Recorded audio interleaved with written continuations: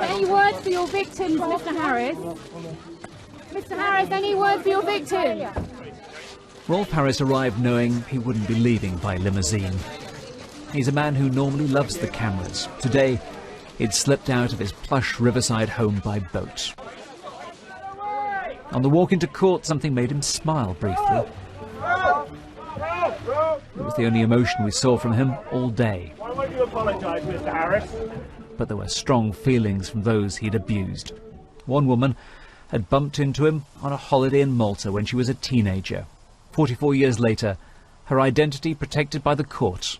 Rolf Harris means only one thing to her. You think about being abused, and I was abused without being asked, without having a relationship with that person. It was straight.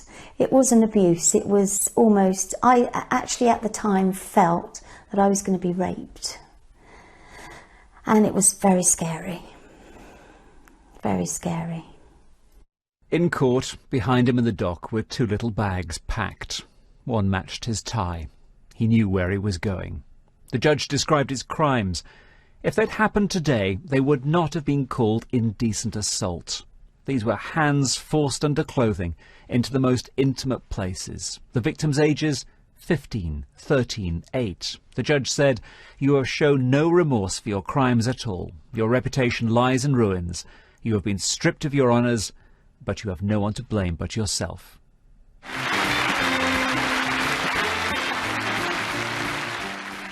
He reminded the court this was a man who'd been on television for more than 50 years. He didn't mention the catchphrase that Rolf Harris had used back in the 60s. I had a curious catchphrase that I used at every available opportunity at that time. If there was a loud bang or somebody said, "Hey you," or "Just a minute," I would say without thinking, "I never touched her, Your Honour." It was a joke, but not for his victims. His daughter's friend, a girl he'd known since she was a toddler, said today she felt years of abuse had left her feeling dirty, grubby and disgusting. The woman he'd assaulted when she was just 8 years old said, "I carried what Rolf Harris did to me for most of my life. It took away my childhood." When the sentence was read out, his wife's seat in court was empty. She was too ill to attend. Watching the TV coverage was Letitia Fitzpatrick. She had been assaulted when she met him for an interview. Justice, she feels, has been done. He's 84 years old. He's an old man. He has health problems. But he didn't take into account his victims' ages when he preyed on them. Some of them as young as 7 or 8. His daughter's friend from she was 13 for many years.